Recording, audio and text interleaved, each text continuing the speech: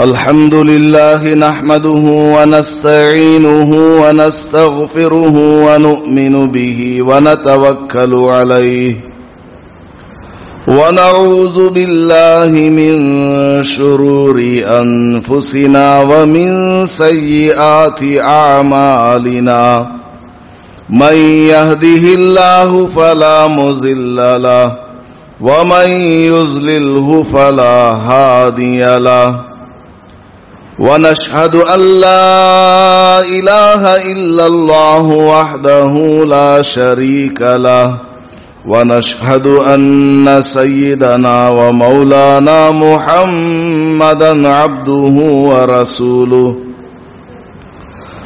صلى الله عليه وعلى آله وأصحابه وبارك وسلم أما بعد فأعوذ بالله من الشيطان الرجيم بسم الله الرحمن الرحيم يا أيها الذين آمنوا كتب عليكم الصيام كما كتب على الذين من قبلكم لعلكم تتقون وقال النبي صلى الله عليه وسلم من صام إيمانا واحتسابا غفر له ما تقدم من ذنبه ومن قام إيمانا واحتسابا غفر له ما تقدم من ذنبه أو كما قال عليه الصلاة والسلام بارك الله لنا ولكم في القرآن المجيد والفرقان الحميد رب اشرح لي صدري ويسر لي أمري واحلل عقدة من لساني يفقه قولي. معزز سامعین کرام، اللہ تعالیٰ کا بہت بڑا فضل اور اس کا کرم ہے. اللہ نے ہمیں ماہ رمضان میں زندگی نصیب فرمائی ہے. ماہ رمضان کسی کو نصیب ہو جائے یہ بہت بڑی دولت ہے، کیونکہ ماہ رمضان میں اللہ پاک لاکھوں کی تعداد میں بخشش کا فیصلہ کرتا ہے. اور اللہ نے ہمیں ماہ رمضان میں زندگی نصیب فرمائی، روزہ رکھنے کی طاقت ہمیں عطا فرمائی، سحری کھانے کو دیا، افطار کھانے کو دیا، تراویح کی 20 رکعت نماز پڑھنے کی طاقت اور ہمت عطا فرمائی ہے. بہت بڑی خوش قسمتی ہے ہماری، ورنہ دنیا میں بہت سے لوگ ایسے ہیں جن کے یہاں ابھی ماہ رمضان نہیں آیا ہے، ابھی تک ان کے گھروں میں سحری کا چولہا نہیں جلا ہے، ان کے گھروں میں افطار کے کھجور ابھی تک نہیں آئے ہیں، ان کے گھروں میں رمضان کا ماحول ابھی تک پیدا نہیں ہوا، ان کے قدم ابھی تک مسجد کی طرف نہیں بڑھے.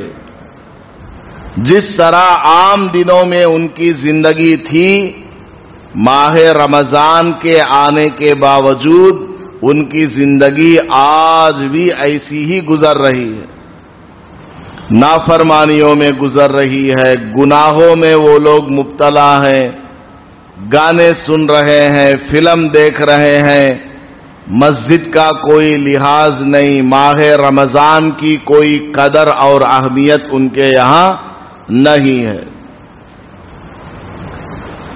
ایک نیکی کرنے کی توفیق کا مل جانا بہت بڑی دولت ہے ہمارے لیے۔ تو سب سے پہلے ہمیں ماہ رمضان کے نصیب ہونے پر، روزہ اور تراویح کی توفیق ملنے پر شکریہ ادا کرنا چاہیے اللہ کا۔ اور ماہ رمضان ہمیں نصیب ہوا، روزہ رکھنے کی طاقت آئی، تراویح پڑھنے کی طاقت آئی، تو یہ ہمارے لیے نیک فعل ہے، ہمارے لیے یہ ایک بشارت ہے کہ امید ہے کہ ہماری مغفرت ہو جائے گی۔ ایک بہت بڑے اللہ والے گزرے ہیں، امام مالک رحمت اللہ علیہ۔ انہوں نے اللہ تعالی سے دعائیں مانگی، بہت بڑے اللہ والے تھے، نیک آدمی تھے، قرآن اور حدیث کا بہت زیادہ ادب کیا کرتے تھے۔ ایک مرتبہ سبق پڑھا رہے تھے بچوں کو حدیث کا، تو اسٹوڈنٹس نے دیکھا کہ حضرت کا چہرہ رنگ بدل رہا ہے، چہرے کا کلر بدل رہا ہے، چہرہ سرخ تھا، اس کا رنگ چینج ہو رہا ہے، پیلا پڑ رہا ہے۔ کافی دیر تک چہرے کے اندر یہ رنگ کی تبدیلی محسوس ہوئی، اور حضرت حدیث پڑھا رہے ہیں۔ جب حضرت حدیث کی کتاب بند کیے، سبق اپنا مکمل کیا، فوراً اٹھ کر کے وہاں سے چلے گئے۔ تو طلباء نے، اسٹوڈنٹس نے حضرت سے پوچھا، آپ سبق پڑھا رہے تھے، ہم نے آپ کا چہرہ دیکھا کہ وہ پیلا پڑ گیا ہے، کیا ہوا حضرت؟ تو حضرت نے فرمایا کہ میں جب حدیث پڑھا رہا تھا، میری حصیر کے نیچے کوئی بچھو تھا، اور میں چونکہ اس کے اوپر بیٹھا ہوا تھا، اس کو جانے کا شاید راستہ نہیں ملا، تو اس نے مجھے کاٹنا شروع کر دیا۔ اس کے زہر کے اثر سے میرا چہرہ اس طرح پیلا پڑ گیا۔ اسٹوڈنٹس نے کہا، حضرت جب اس نے آپ کو پہلی مرتبہ کاٹا، آپ نے حرکت کیوں نہیں کی؟ آپ اٹھ جاتے، ہم جھاڑ دیتے، بچھو کو بھگا دیتے۔ تو حضرت نے فرمایا، میں رسول اللہ صلی اللہ علیہ وسلم کی حدیث بیان کر رہا ہوں، میرا دل نہیں مانا کہ حضور کی بات کو بیچ میں کاٹ کر اٹھ جاؤں۔ رسول اللہ صلی اللہ علیہ وسلم کی بات میں بیان کر رہا ہوں، مجھے بچھو کاٹ رہا ہے، ٹھیک ہے، بچھو کی وجہ سے میں حضور کی بات کو کاٹ دوں اور اٹھ جاؤں، یہ مجھ سے نہیں ہو سکتا، مر جاؤں گا، لیکن حضور کی حدیث کا میں اس کی بے ادبی نہیں کر سکتا۔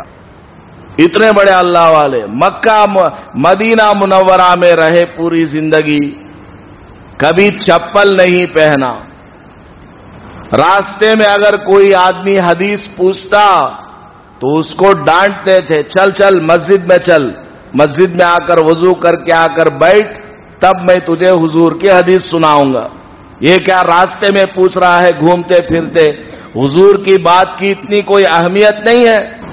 بہت بڑے اللہ والے، انہوں نے اللہ سے دعا مانگی، اے اللہ کیا میری بخشش ہو جائے گی؟ اے اللہ کیا میری بخشش ہو جائے گی؟ میرا نام مغفرت پانے والوں کی لسٹ میں آ جائے گا۔ اللہ سے دعائیں مانگی، روز دعا مانگتے تھے۔ اللہ تعالی نے ان کو الہام فرمایا، خواب میں کوئی اللہ کی طرف سے منادی آواز دیتا ہے کہ اے مالک، ہم نے تم کو علم نبوت عطا کیا ہے، اگر ہمیں تم کو عذاب دینا ہوتا، جہنم میں داخل کرنا ہوتا تو یہ علم نبوت تمہارے سینے میں نہ دیتے۔ ہم نے تمہارے سینے میں قرآن کا علم دیا، حدیث کا علم دیا، اس کا منشا، دینے کا منشا ہی یہی ہے کہ ہم تم کو جنت میں بھیج دیں۔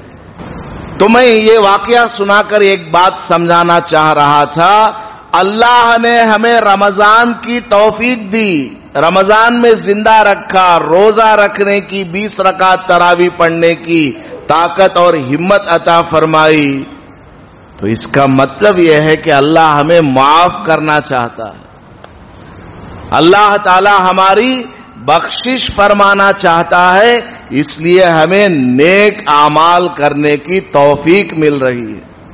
تو اللہ کا شکریہ ادا کرنا چاہیے سب سے پہلے۔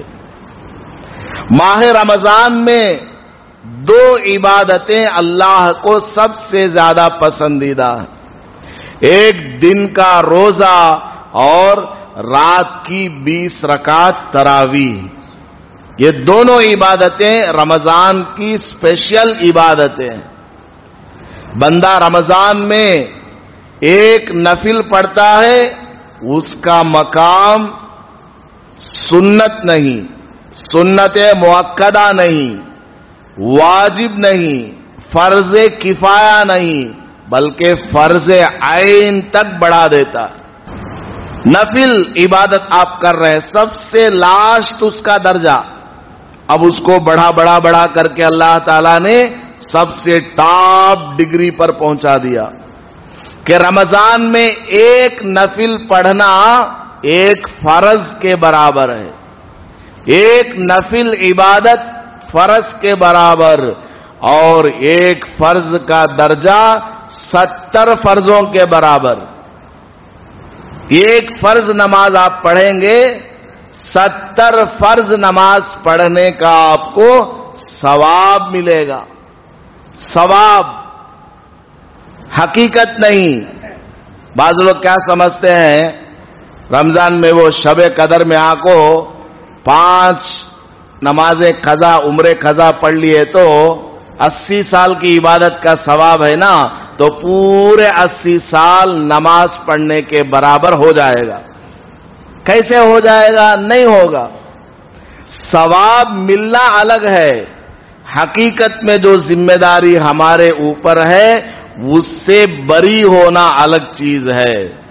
اگر ہم نے 10 نمازیں قضا کی ہیں، ان 10 نمازوں کو انڈیویجولی الگ سے پڑھنا پڑے گا، تبھی جا کر وہ ذمہ داری ہمارے سر سے اتر جائے گی۔ تو ماہ رمضان میں ایک فرض کا ثواب 70 فرض کے برابر ہے۔ ماہ رمضان کا ایک ایک لمحہ انتہائی قیمتی ہے۔ اللہ تبارک و تعالی دن رات میں بندوں کے اوپر رحمتوں کی بارش برساتا ہے، دعاؤں کو قبول کرتا ہے، سحری کے وقت میں دعا قبول کرتا ہے، افطار کے وقت میں دعا قبول کرتا ہے۔ افطار کی دعا تو بہت زیادہ قبول ہونے والی ہے۔ افطار کے وقت میں ہمیں خاص کر دعا کا اہتمام کرنا چاہیے، کیونکہ اللہ پاک عرش کے اٹھانے والے فرشتوں سے فرماتا ہے کہ میرے بندے اس مہینے میں روزے سے ہیں، اے میرے عرش کے اٹھانے والے فرشتوں تم نکل جاؤ۔ جو بندہ افطار کے وقت میں دعا مانگتا ہو اس کی دعا پر آمین بولو۔ فرشتے ہماری دعاؤں پر آمین کہنے آتے ہیں، چاہے ہم عربی میں دعا مانگے، اردو میں مانگے، کسی اور زبان میں مانگے، اللہ کے فرشتے ہماری دعا پر آمین کہتے ہیں۔ کتنا بڑا ثواب ہے۔ تو افطار کے وقت میں خاص کر ہمیں 15-20 منٹ دعا کے لیے نکالنا چاہیے۔ بھونڈے، پکوڑے، کھجور، موز، جوساں، گنجا، سموسے، یہ پوری زندگی کھانے کو ملیں گے۔ دعا قبول ہونے کا جو یہ خاص وقت ہے افطار کا، یہ پورے سال نہیں ملنے والا. اس لیے اس مہینے میں افطار کے وقت میں خاص کر دعا کا اہتمام کرنا چاہیے. اور ماہ رمضان کا یہ جو روزہ ہے، ہر ایک عاقل بالغ مسلمان مرد عورت پر فرض ہے، کمپلسری. روزہ رکھے بغیر کوئی چارہ نہیں ہے، آپشن نہیں ہے. اس میں آپشن بالکل نہیں ہے، سب کو روزہ رکھنا ضروری ہے. ہاں کوئی آدمی بہت بوڑھا ہو چکا، شیخ فانی اس کو کہا جاتا ہے عربی میں، شیخ فانی، یعنی ایسا بڑا آدمی کہ اب اس کی عمر ختم ہونے کو قریب ہے، بھوک برداشت نہیں کر سکتا، جسم کے اندر بالکل طاقت نہیں ہے، بہت بوڑھا اور کمزور ہے. اس کے لیے اجازت ہے کہ رمضان کا روزہ نہ رکھے اور ہر روزے کے بدلے میں ایک فطرہ دے دے. 80 روپیہ فطرہ ہے تو پورے مہینے کے روزوں کے بدلے میں 2400 روپیہ غریبوں میں دے دے. مسجد میں نہیں دینا. صدقہ، زکوٰۃ، یہ سب جو ہے غریبوں میں دینا ہے، مسجد میں نہیں. مسجد اللہ کا گھر ہے، پاک پیسہ یہاں دینا، ہدیہ دینا مسجد میں، اصل اماؤنٹ یہاں دینا. زکوٰۃ، صدقہ، صدقہ فطر، یہ سب مسجد میں نہیں، غریبوں میں دینا. اور اسی طرح کوئی آدمی ہے بہت بیمار ہے اور اس کو جو بیماری ہے ٹیمپروری نہیں ہے، پرماننٹ بیماری ہے، مستقل اس کو بیماری رہتی ہے. ڈاکٹر نے کہہ دیا پوری زندگی ایک گولیاں کھاتے رہنا، تمہیں پوری زندگی دن میں کئی مرتبہ انجیکشن لینا، ٹیبلٹ کھانا. اگر وہ ٹیبلٹ کھائے بغیر رہے گا 4 گھنٹے بھی نہیں رہ سکتا، ظہر تک بھی نہیں ہو پاتا، پسینے پسینے آ جاتے ہیں، گر جائے گا دھڑام سے، جان چلی جائے گی. اس طرح کوئی بیمار ہے اور یہ پرماننٹ بیماری ہے، اس کے لیے بھی کیا روزہ معاف ہے. روزے کے بدلے میں کیا کرے؟ ایک روزے کے بدلے میں ایک فطرہ دے، 80 روپیہ آج کے حساب سے. اور کوئی عورت ہے پیٹ سے ہے، ڈاکٹر نے کہا روزہ رکھو گی تو پیٹ کے بچے کے بننے کے اندر فرق آ جائے گا، تمہارے جسم میں خون نہیں ہے، کمزور ہو، اس لیے ابھی روزہ مت رکھو. ڈیلیوری ہونے کے بعد بچہ دودھ چھوڑنے کے بعد قضا کر لینا، ہاں جائز ہے، اس کے لیے پرمیشن ہے. اسی طرح کوئی عورت ہے بچے کو دودھ پلاتی ہے، چھوٹا بچہ ہے 2 مہینے کا، 3 مہینے کا، 1 سال کا، دودھ پیتا ہے، بس دودھ کے علاوہ کچھ کھاتا نہیں، بسکٹ نہیں کھاتا، بریڈ نہیں، کیا بھی نہیں کھاتا، خالی دودھ. اور ماں کے اندر اتنی طاقت نہیں کہ اس کو دودھ بھی پلائے، روزہ بھی رکھے، گھر کے کام بھی کرے. اور گھر میں کوئی دوسرا بھی ہے نہیں جو گھر کے کام کرے. عورت کو بولے تم دودھ پلاؤ، روزہ رکھو اور آرام کرتی رہو، بس اس طرح کا کوئی ماحول نہیں ہے تو پھر اس کے لیے بھی اجازت ہے، ابھی روزہ مت رکھو. بچہ جب دودھ چھوڑ دے گا یا رمضان گزر جائے گا، اس کے بعد میں ہفتے میں 1 روزہ رکھ کر کے قضا کر لو، 15 دن میں 1 روزہ رکھ کر کے قضا کر لو. تو دودھ پلانے والی عورت، پیٹ والی عورت، حاملہ، ان کے لیے رمضان کا روزہ فی الحال ٹیمپروریلی معاف ہے. ہر روزے کے بدلے میں ان کو فدیہ نہیں دینا، ایک فطرہ نہیں دینا، بلکہ رمضان کے بعد ان کو روزوں کی قضا رکھنا ضروری ہے. پیسے دینے سے کام نہیں چلتا. اسی طرح کوئی آدمی لمبے سفر پر جا رہا ہے، بنگلور جا رہا ہے، 78 کلومیٹرز، اپنے شہر سے 78 کلومیٹرز یا اس سے زیادہ دور سفر میں جا رہا ہے، تو اس سفر میں روزہ معاف ہے. اگر آپ سفر میں جا رہے ہیں اور سفر بھی کیسا لمبا ہے، 78 کلومیٹرز یا اس سے زیادہ دور کا سفر ہے، اس سفر کا روزہ معاف ہے. بنگلور آپ جائیں گے، وہاں 2-3 دن رہیں گے، پھر واپس آ جائیں گے. تو بنگلور کے اندر بھی 2-3 دن کا روزہ ابھی معاف ہے. ہاں 15 دن اگر آپ وہاں رکیں گے بنگلور میں، 15 دن رکنے کے ارادے سے گئے ہیں، پھر وہاں پورا روزہ رکھنا ہی پڑے گا. صرف 1-2 دن کے لیے گئے ہیں، فیکٹری ہے، کمپنی ہے، یہ کام وہ کام، کورٹ کا، وہیکل کا، اب آدمی بھاگ دوڑ میں رہتا ہے، اللہ نے اجازت دیا ہے سفر میں ہو ابھی روزہ معاف ہے. رمضان کے بعد یہ جتنے روزے سفر میں چھوٹ گئے ان کی قضا رکھ لو. ماہ رمضان کا روزہ بچوں سے بھی رکھوانا چاہیے. حدیث پاک میں آتا ہے جب بچہ 7 سال کا ہو جائے اس کو نماز کی عادت ڈالو. ماں اپنی بچی کو اپنے ساتھ میں کھڑی کرے کہ دیکھو مجھے دیکھ کر کے اٹھو جھکو، جو آتا ہے بولو.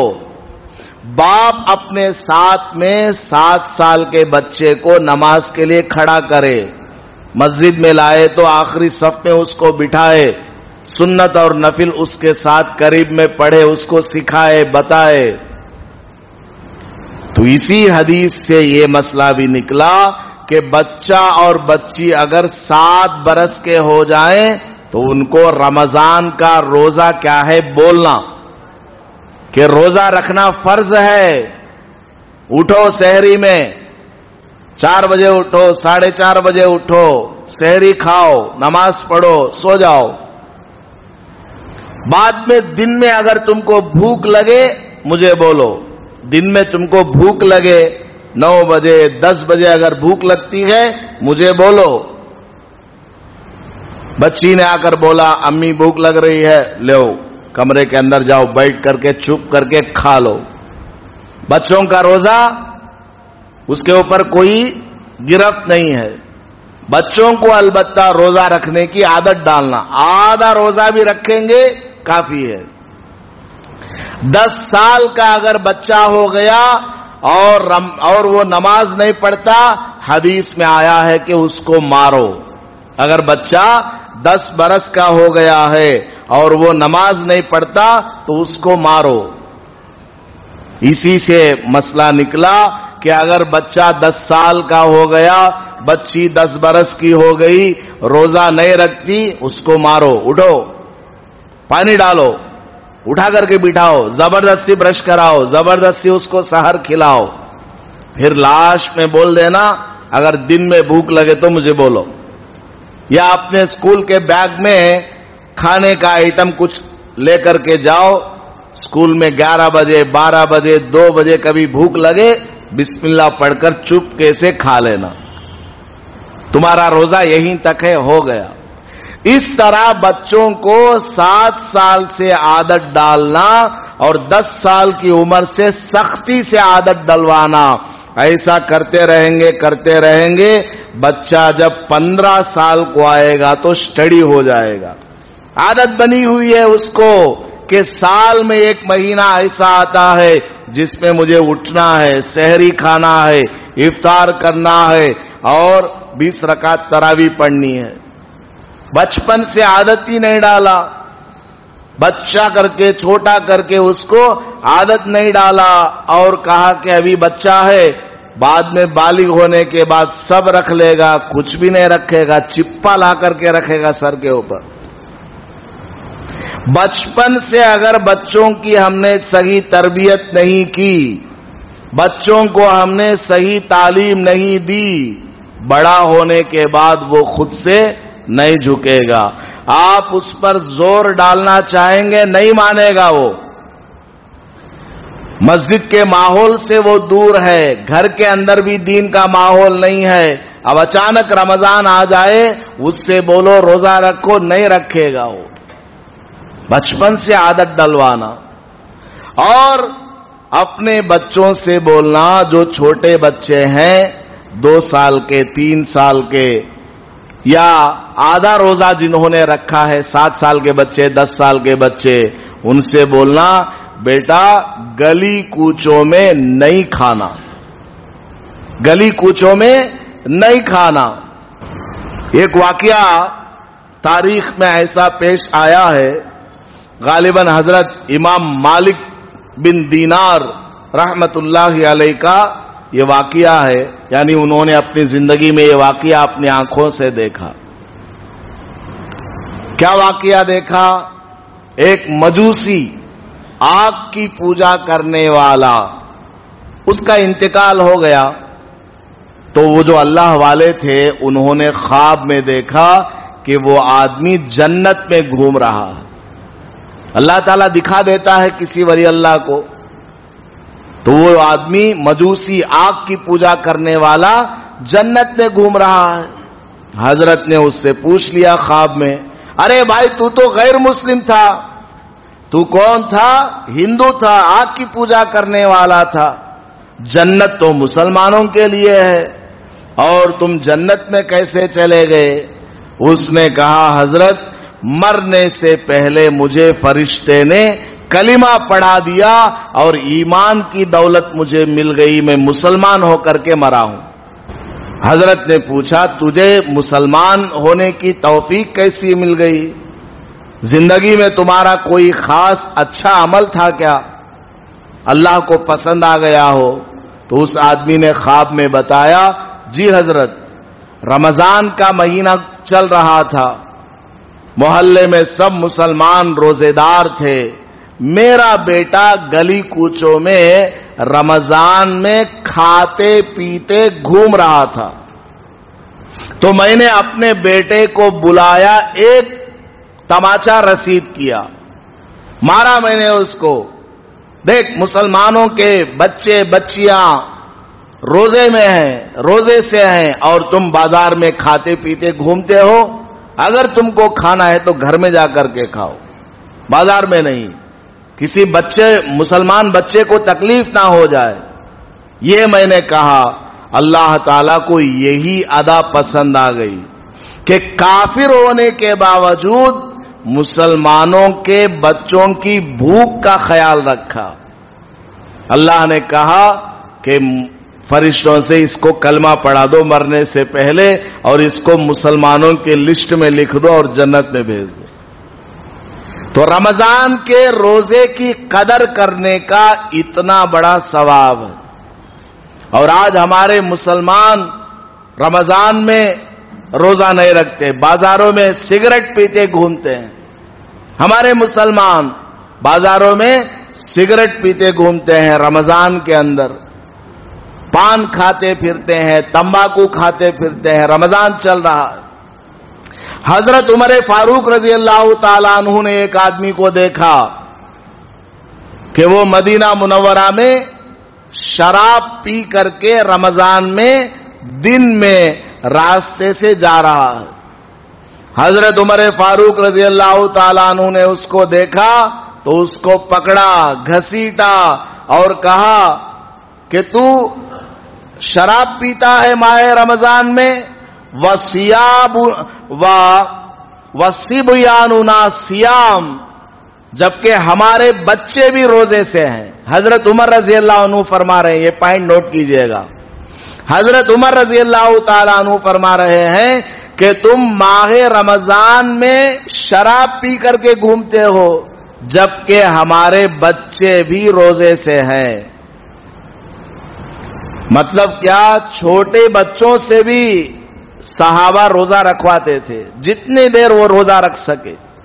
ایک پوائنٹ۔ دوسری پوائنٹ کیا؟ ماہ رمضان میں دن میں وہ کھاتا پیتا گھوم رہا تھا، حضرت عمر نے اس کو پکڑا، حدیث میں آتا ہے فَضَرَبَهُ، اس کی پٹائی کی، 80 کوڑے لگائے اس کو۔ شراب پینے کی سزا کیا ہے؟ 80 کوڑے۔ اس شرابی کو 80 کوڑے لگائے اور کہا کہ تم مدینہ منورہ میں رہنے کے لائق نہیں ہو، تم کو سزا کے طور پر جلا وطن کیا جاتا ہے، مدینہ منورہ سے تم نکلو اور ملک شام چلے جاؤ۔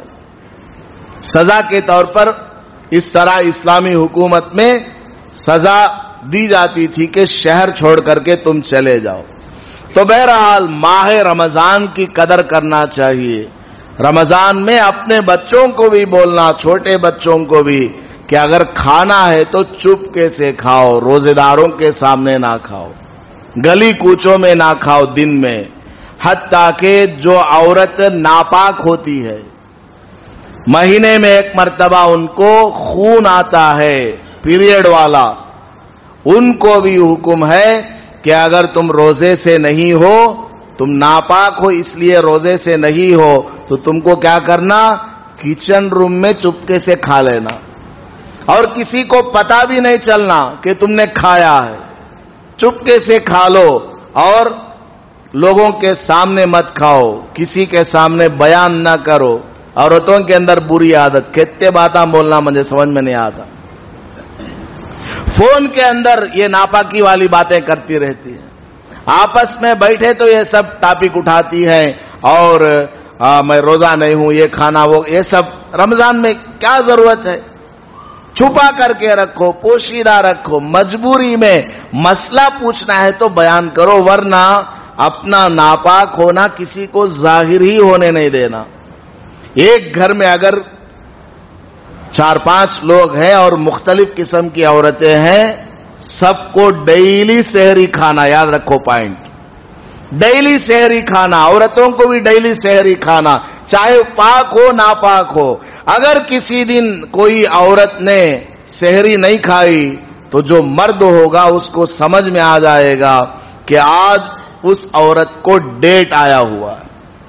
ये बेशर्मी की बात है कि आप अपना वो राज गैरों के सामने, यानी घर के अंदर जो नामहरम मर्द हैं उनके सामने अपना वो राज जाहिर करें, ये बिल्कुल बेशर्मी की बात है। औरतों को चाहिए कि वो क्या करें, डेली रमजान में सहार करें, डेली सहार करें, डेली इफ्तार के वक्त में बैठे। अगर कंबाइंड फैमिली में रहते हैं या मिलजुल कर ही सहरी इफ्तारी करते हैं, पर्दे का एहतमाम है, तो इसमें क्या करो, पता लगने नहीं देना। और एक औरत दूसरी औरत का किस्सा अपने मर्द और इससे नहीं सुनाना, बल्कि बेटी है, बेटी से भी मां कहे कि तुम जो है पूरा महीना सहरी करोगी, पूरा महीना इफ्तार करोगी, चाहे तुम रोजा रखने की हालत में हो या ना हो, बाप को पता ना चले कि तुझे आज खून आया हुआ। इस कदर पर्दे का एहतमाम करने को हमें हुक्म दिया गया है। बहरहाल माह रमजान की हमें कदर करनी चाहिए। इंसान की मौत का कोई ठिकाना नहीं है। माह रमजान का रोजा सबके ऊपर फर्ज है। नबी पाक सल्लल्लाहु अलैहि वसल्लम ने बद्दुआ फरमाई है उस आदमी के लिए जो माह रमजान को पाए लेकिन रोजा नहीं रखता। रोजा रखने की ताकत है, कुदरत है, बुढ़ापा या इंतहाई सख्त बीमारी वाला कोई उज्र नहीं है, इसके बावजूद वो रमजान का रोजा नहीं रखता, तरावी नहीं पढ़ता, नमाज नहीं पढ़ता और इसी तरह रमजान गुजार देता है, उसकी मग़फ़िरत नहीं हो पाती। नबी पाक सल्लल्लाहु अलैहि वसल्लम ने बद्दुआ फरमाई है कि इसकी जिंदगी तबाह हो बर्बाद हो जाए, इसकी कमाई तबाह हो बर्बाद हो जाए, आल औलाद के अंदर से बरकत खत्म हो जाए। हालांकि आप सल्लल्लाहु अलैहि वसल्लम किसी के लिए बद्दुआ नहीं करते हैं, लेकिन रमजान का महीना आने के बावजूद अगर कोई मुसलमान उसकी नाकदरी करता है, रोजा नहीं रखता, नमाज नहीं पढ़ता, तरावी नहीं पढ़ता, उसके लिए बद्दुआ है। इसलिए माह रमजान की कदर करें, रोजा रखें और तरावी की नमाज का खास करके एहतमाम करें और 5 वक्त की नमाज का भी एहतमाम करना। बहुत सारे लोग रोजा रख लेते हैं, नमाज नहीं पढ़ते, नमाज पढ़ने नहीं आते मस्जिद में, रोजा रख लेते हैं। हालांकि रोजा जो है महीने में फर्ज है रमजान में, और नमाज पूरे साल फर्ज है, पूरी जिंदगी फर्ज है। तो नमाज पढ़ना जरूरी है, रोजा भी रखना है और नमाज भी पढ़ना है। औरतें वो बिल्कुल नमाज नहीं पढ़ती। रमजान में औरतों के यहां मगरिब की नमाज माफ है, सुबह की नमाज बोके धोने में माफ, असर की मगरिब की नमाज वो इफ्तार के आइटम बनाने में और खा लेने के बाद वो धो लेने में माफ। सोने से पहले कुछ इशा की नमाज पढ़ ली, یا 2-4 رکعت تراویح کی پڑھ لیے، اماں تھک گئے گھر کو سو جاتے ہیں۔ بالکل غلط طریقہ ہے۔ عورت کے اوپر بھی پورا مہینہ روزہ رکھنا فرض ہے، نماز پڑھنا فرض ہے۔ مرد کے لیے مسجد میں آنا، جماعت سے پڑھنا، عورت کے لیے اپنے گھر میں انڈیویجولی اکیلی پڑھنا، جو سورت اس کو یاد ہے وہی سورت 20 رکعت میں پھرا پھرا کر کے اپنی نماز کو مکمل کرے۔ اس بات کا خیال رکھے۔ اور بہت سارے لوگ کیا بہانہ بولتے ہیں، کیا بہانہ کرتے ہیں، اور بیان بھی آدھا سنتے ہیں، پورا نہیں سنتے۔ وہ روزے کے بدلے میں کیا کی فدیہ دیا تینگتے، روزے کے بدلے میں فدیہ دیا جاتا ہے، تو تندرست ہونے کے باوجود، روزہ رکھنے کی قدرت ہونے کے باوجود فدیہ دے دیتے ہیں کہ ایک روزے کے بدلے میں ایک فطرہ ہے 2400 روپیہ، یہ لے لو کر کے کسی روزے دار کو دے دیتے ہیں۔ غریب ہی ہے، روزے دار ہے، اور یہ سمجھتے ہیں اس کا روزہ ہم نہ مل جاتا، نہیں ملتا، اس کا روزہ ہمیں مل جائے گا، نہیں ملے گا۔ حدیث میں تو یہ آیا ہے کہ جو آدمی کسی روزے دار کا افطار کرائے، کسی روزے دار کو کھلائے پلائے افطار کے وقت میں، تو اس روزے دار کے روزے کے برابر اس کو ثواب ملے گا۔ اس کا روزہ اچھل کر اس کے جیب میں آ جائے، نہیں، اس کا روزہ اسی کے لیے، اس کے روزے کے ثواب میں کوئی کمی نہیں آئے گی۔ البتہ افطار کرانے کی وجہ سے اس کے روزے کا ثواب اس کو ملے گا، اس کو بھی ملے گا اور ساتھ میں اس کو بھی ملے گا۔ یہ ہے حدیث میں۔ اب لوگوں نے کیا سمجھا ہے، مکہ مسجد میں 4 نامہ لکھ ڈالو، فلاں مدینہ مسجد میں 4 نامہ لکھ ڈالو، افطار میں اتنا، سحر میں اتنا کر کے پیسے دے دیتے ہیں، اور یہ سمجھتے ہیں کہ مجھے رمضان کا روزہ رکھنے کی ضرورت نہیں ہے۔ غلط بات ہے۔ کوئی بھی مسئلہ ہو صحیح طریقے سے سننا، سمجھنا، سمجھنے کے بعد بھی اس کو کرنے سے پہلے ایک بار کلیریفائی کر لینا، پوچھ لینا کہ رمضان کا روزہ سب لوگ رکھ رہے ہیں، میں نہیں رکھنا چاہتا ہوں، کیا ایسا کوئی آپشن ہے کیا؟ تب ہم جواب دیں گے نو آپشن، روزہ رکھنا ضروری ہے۔ بہرحال ماہ رمضان چل رہا ہے، اللہ تعالی ہمیں رمضان کی سعادتیں، رحمتیں، برکتیں نصیب فرمائے۔ ایک گزارش یہ ہے، یہ گھر اللہ کا ہے۔ آپ مسجد میں آتے ہیں، افطار کرتے ہیں، کھجور کھاتے ہیں، فلاں فلاں کھاتے ہیں، ڈسٹ بن میں کچرا ڈالنا۔ کھجور ہے، کھجور کا دانہ ہے، حاصر کے نیچے رکھ دیتے۔ اب کچھ لوگ نماز پڑھنے کے لیے آتے ہیں اور سجدہ کرتے ہیں تو وہ کھجور یہاں چھپ جاتا، کوئی کسی آدمی کے گڑگے کے نیچے کھجور آ جاتا، بڑا زبردست درد ہوتا۔ پیسے کاما سب نہیں کرنا، وہ حاصر کے نیچے، قالین کے نیچے وہ کھجور کے بیج رکھنا، پیپر رکھنا، یہ سب کاما نہیں کرنا۔ جو آپ لے کر آئے ہیں ادب کے ساتھ لے جا کر کے ڈسٹ بن میں ڈال دینا ہے، یا دسترخوان بچھایا ہوا ہے بعد میں اس کو اٹھایا جائے گا، ادب سے نیٹ سے لپیٹ کر کے رکھ دینا۔ مسجد کی صفائی کا خیال رکھنا، باتھ روم ہے، لیٹرین ہے، اس میں جاتے ہیں تو پانی وغیرہ صحیح سے ڈالنا ہے۔ بہت سارے لوگ جاتے ہیں پورے کام وہاں کرتے رہتے، سگریٹ پینا، گٹکا کھانا، پان تھوکنا، سارے کام یہاں مسجد کے اس میں۔ گھر کے لیٹرین میں کرو بولو، بیلن لے لے کو آتی انہوں مارا پڑتی، گھر میں نہیں کرتے۔ گھر میں ہے سو لیٹرین میں کون بھی مردوانہ سگریٹ پیتا نہیں، وہاں بالکل پینے کی ہمت نہیں ہے۔ وہاں مسجد میں آتے ہیں تو یہاں پیتے ہیں، یہاں تھوکتے ہیں۔ اللہ تعالی ہماری حفاظت فرمائے اور ہمارا رمضان ہمارے لیے انتہائی آسان فرمائے۔ آمین۔ وآخر دعوانا الحمدللہ رب العالمین۔ سنت